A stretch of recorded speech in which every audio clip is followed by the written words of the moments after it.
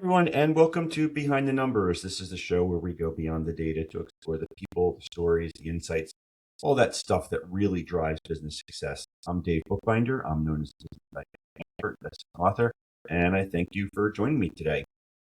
Most business owners think that growth is limited by the market, but more often it's limited by them.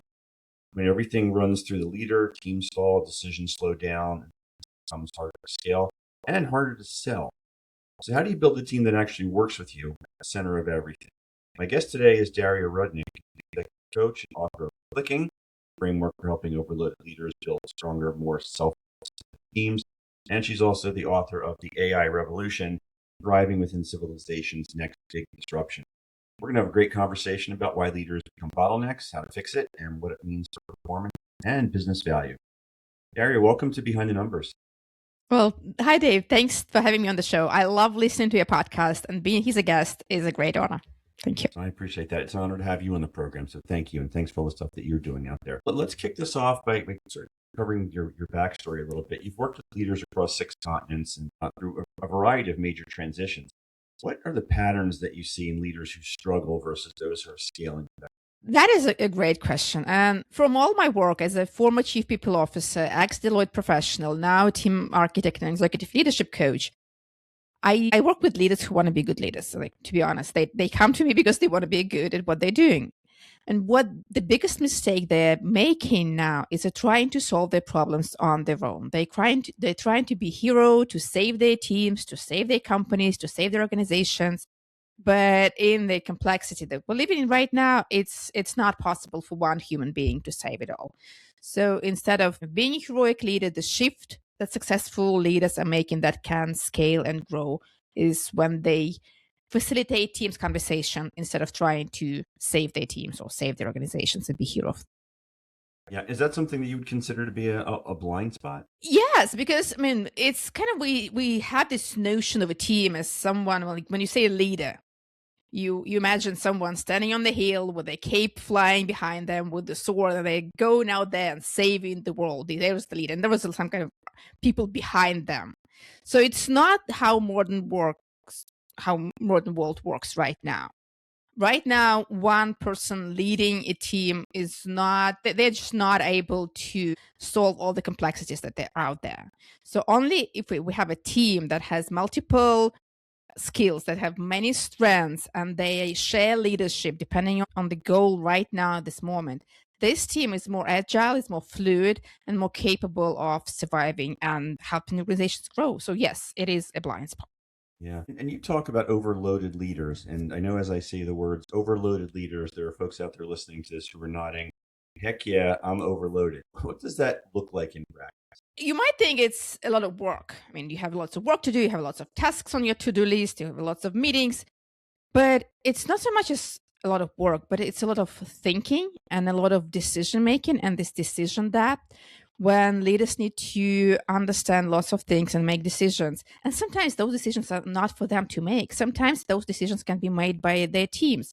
But once they build this habit of team members coming to them for questions, coming to them for approval, coming to them for advice, they have to decide for their team members as well. And I'm not saying leaders need to isolate themselves from the teams.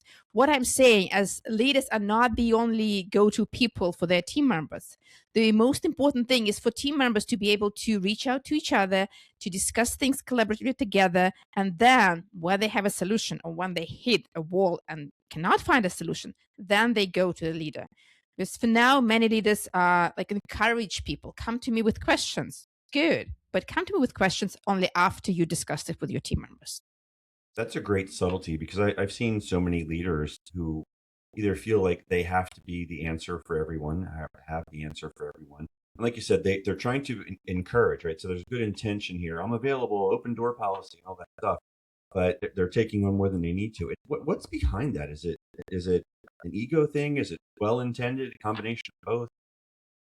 It depends on the personality. Sometimes it's ego, sometimes it's expected, because what's expected from the leader? From every corner you can hear, you need to be there for your team. You need to support your team. You need to develop your team. You need to motivate your team, engage them, do something for them. And I think that's wrong. Leaders do not do anything for them. They need to do something with their team's members. So when they kind of take a step back and, okay, I'm not there for you, I'm here with you, and we're here together, and we're sort of equal in how much value we can bring, because if we're missing one person, we cannot solve our goal. We cannot solve it.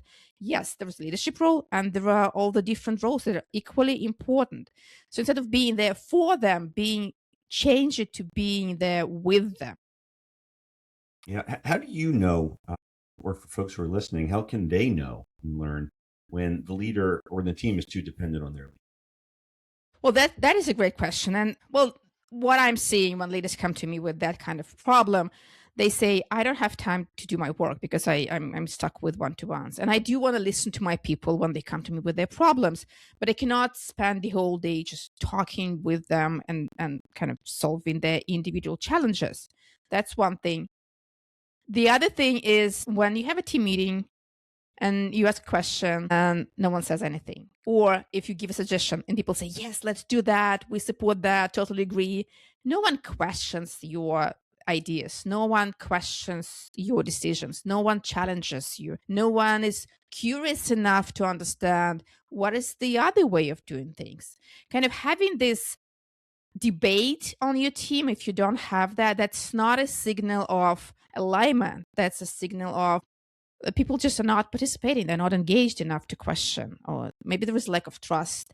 Maybe just they don't want to disappoint you. I've seen teams, they don't want to disappoint their manager, and that's why they agree because they like this person. I mean, it's good. There are a lot of good intentions there, but the application is not always right. Yeah, and there's a real cost for that, right? I mean, it would impact business value from the standpoint that the leaders are too hands-on, but speak to maybe some of the operational challenges. Well, I tell you that there was a team, and there still is a team, and it's a cybersecurity team, and their leader, she had very well intentions. She had good intentions. She wanted to protect her team. She wanted them to feel good, and she was the go-to person for the company on cybersecurity questions. And she also received some feedback, positive or negative feedback, on how her team members were doing. Some things she delivered to them, some not, but she thought that she was protecting them. What really was happening as she was isolating them, and she saw that on the engagement survey when the engagement of the team was falling down. And why? I'm here to help you. But they felt isolated without having these connections with the broader organization, and that impacted their work and the results that they were doing. So when she changed that, when she said, okay, I'm not the only one who's going out there and talking to stakeholders, you go there, you take this feedback, you understand their needs, things changed. They became aware of big organizational goals. They knew their stakeholders. They understand why they're working, and that improved their both well-being. They felt well, and performance as well, because they had the better understanding of what they were doing. Yeah. We'll talk a little bit about now about how maybe to solve this little challenge. And I alluded to your book, Clicking, at the top of the program. The full title is Clicking, a team building strategy for overloaded leaders who want stronger team trust, better results, and more time. And who doesn't want that? Talk to us about the Click framework and what inspired you to write. Well, the Click framework it's basically 5 pillars that will help you build great team, self-sufficient team that does not rely on leader for like any question and decision. And the first one is clear purpose, like why we're here together. What's the purpose of us being here as a team? Because it's not just the sum of our individual contributions. If people working with the same manager doesn't make them a team, a shared purpose makes them a team. So once team members understand the shared purpose, they can all contribute to it. The second one is linking connections, how team members are connected with each other. And that's what I was saying. They're not only connected to their manager and the leader, but they are connected with each other. They can solve problems together. And they're connected to the broader organization, like the cybersecurity team. When they became connected to the broader organization, they were more effective and they felt better. The third one is integrated work, the basic norms and rules of how your team works together, how you operate. That removes anxiety. Okay, should I reply to this email right now? Like, what's expected from me? What good work actually means in our team? The fourth one is collaborative decisions, how you make decisions, what decisions are staying with manager, what decisions you need to make collaboratively as a team, what decisions go to individual contributors. And the fifth one is knowledge sharing and feedback, how we learn and grow together, how we collect feedback, how we give feedback to each other. So when you have clear purpose, linking connections, integrated work, collaborative decisions, and knowledge sharing, your team will click. What inspired you to write this? Through my work, I've noticed how great teams and strong teams can actually drive organizational growth. I'll tell you a story. It's a story about a call center in a company, a telecom company that was going through some difficult times. This company had a great culture. They were super clear on the purpose. Like everyone knew the purpose, what we're doing, and everyone knew that how we're doing that, we're doing it through delivering exceptional service for our clients. But they had to cut costs. And one of the way to cut costs is to cut the conversation time that call center had with their customers. So what CEO did, he didn't apply any KPIs on the call center team because he knew as soon as he has some KPIs, okay, you need to have 1 minute conversation no longer, they will not be able to deliver exceptional service because sometimes you need more time to support your customers. So what he did, he actually came to this team and he said, we're going through the hard times. We need to cut costs. One of the way to cut costs is to make these conversations shorter. I'm not going to tell you I'm not good at there is a KPI. I'm going to ask you to try and keep these conversations no longer than 2 minutes. That's it. No KPIs, no strict metrics.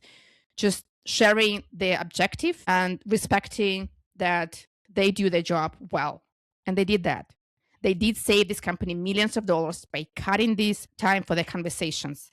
Some conversations were 30 seconds, some conversations were 5 minutes, depending on what the customer need. But they kept the customer satisfaction and they managed to cut their... Nice. I appreciate you sharing that story. For folks who are listening, if they're thinking they might want to apply, they click pillars today. Where would you recommend they start? Well, I love that. Every time leader comes to me with the question, how do I start? I tell him, go to your team. Have your team meeting and ask one question. What can we change and what can we do together that will make us a better team? Start with one question. Like, I don't have all the answers for your team. You don't have all the answers for your team. Only they have all the answers. Like, you can find those answers together. And then once you start having those conversations, then you can go and get clarity on the purpose, ask them, how do they see the purpose, and find the way that everybody can say it in the same, pretty much in the same words, the purpose of the team. And then go through connections and integrated work and decision making and how you grow together. But start with one question. How can we make our team better? Yeah, that's a great question. I think underpinning the answers that leaders are going to get from their team members is trust. Team members need to be able to feel comfortable and confident that they're able to share candidly so that they don't get penalized for responding to that question. Yeah, well, trust is important. You cannot do that without trust. But if you don't have that trust yet, that shouldn't stop you. By asking that question, that's the first step of building that trust. By listening to what they're saying is a step to building this trust. By implementing what you agreed on doing is another step of building the trust. Even if they don't say anything, respecting that, okay, it's not the right time. I'll ask it next week. It is building trust. So trust is not something you either have or not. It's something you build. Yeah, really, really well said.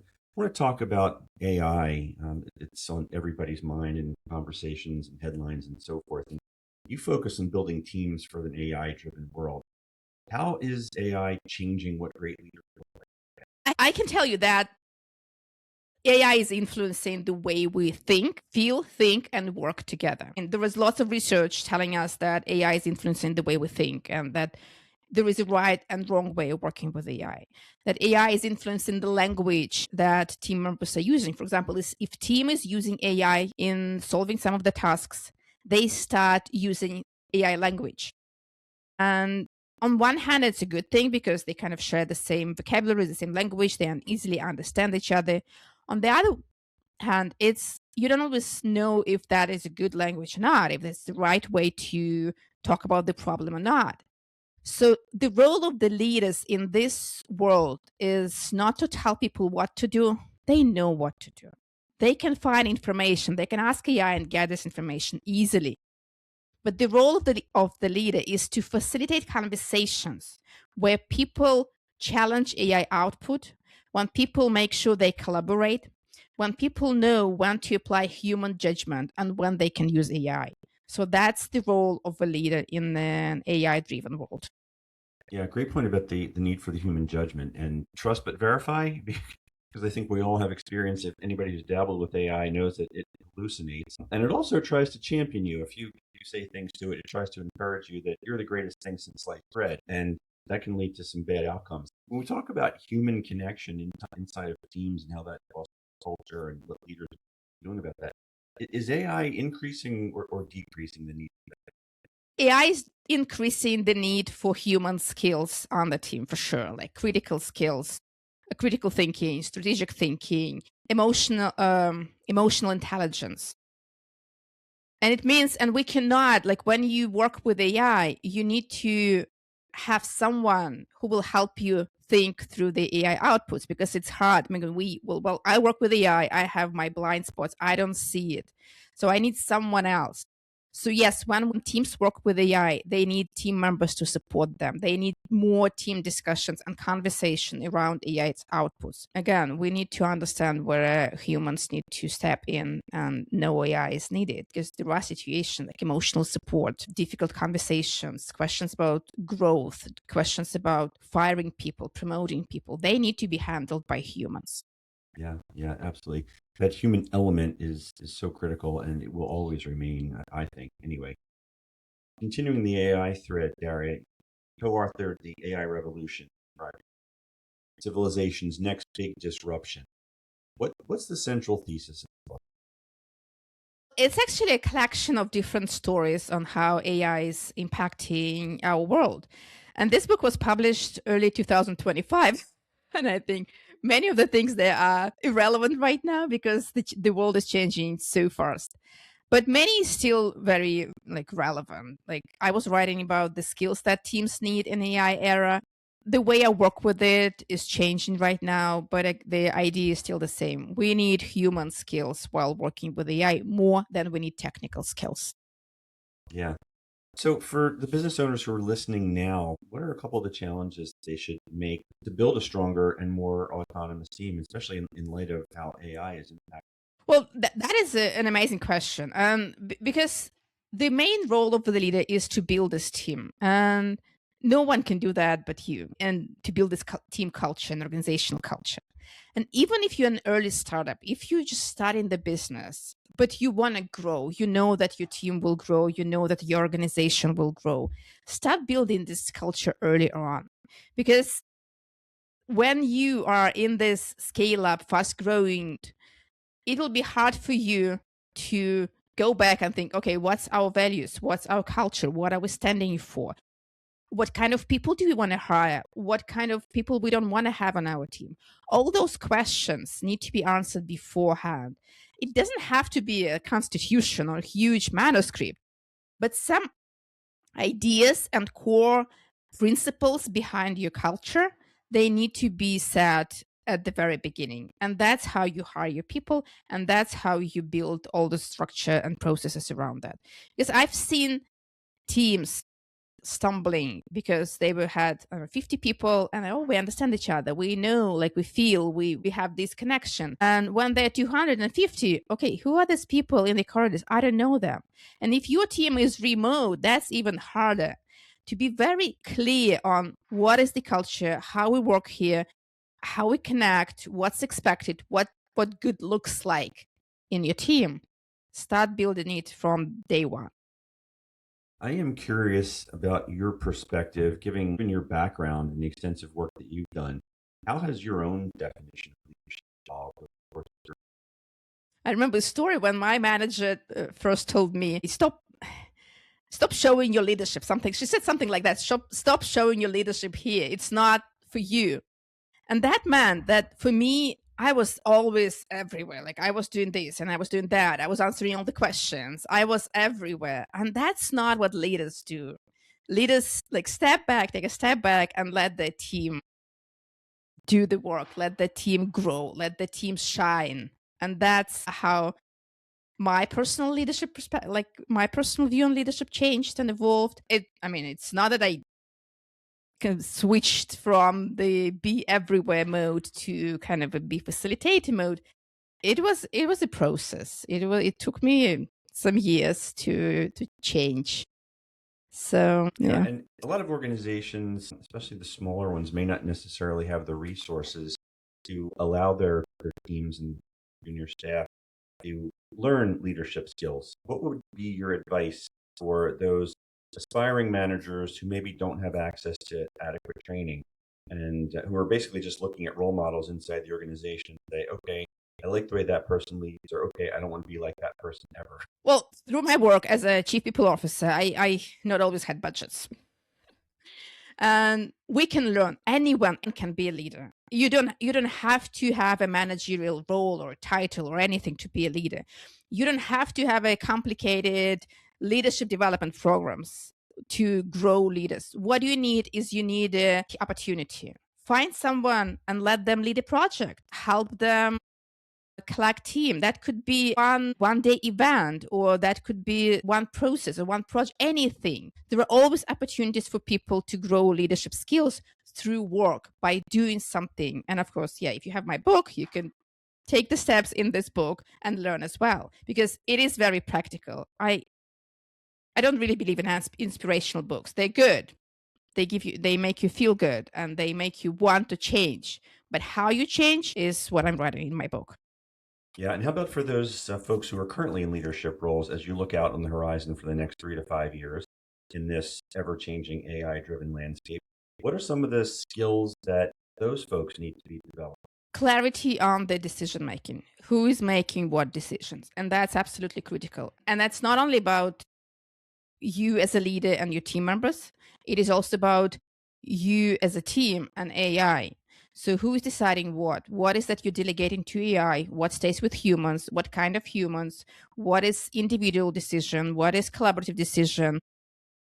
Clarity on decision making will make your life so much easier, because you will not be drowning in multiple decisions you don't need to make, and you will not suffer from decisions made by AI that shouldn't be done by AI. And I can only begin to imagine what those decisions could possibly look like without human intervention. Um, Daria, down to the short strokes here, and I want to kind of give you the final word here. But for when a leader gets this right, and when their team really clicks, to use your term, what changes for them personally and professionally? The changes that I see in leaders when they have their team working is that they feel well. They feel that they're not behind. They feel that the work will be done by people that have fun working together. It's this joy of going to work every day and knowing that you're there with people you like, with people you have shared goal, with people who support each other. I think it's worth it. We spend so much time at work. We deserve to be happy at work. And leaders need to be happy at work, and team members need to be happy at work. So by building this great team, everybody is happy going to work every day and creating something meaningful for their customers. Yeah, and that sounds so idealistic, but I love it. And whether it's aspirational or reality, when you do achieve that state, I can tell you that it has such an impact not only on the performance and the culture, but from my lens as somebody who values businesses, it does make a big impact on company performance and the value. Absolutely. I know, like I was working for the company that the only reason they were acquired by another company is because of their amazing culture. So they were growing. Yeah. Daria, thank you so much for joining us today. Tell the folks out there who are listening how they can find you, where they can find your books. That's wonderful. Thanks so much for sharing. And thank you for joining us today on Behind the Numbers. And thank you out there for joining us today on Behind the Numbers. As I like to say, if you enjoyed the episode, please give us a review on Apple or Spotify. That stuff actually really does move the needle. Until next time, I am Dave Bookbinder, reminding you that the numbers tell the story, but the people bring it to life. Take care, everybody.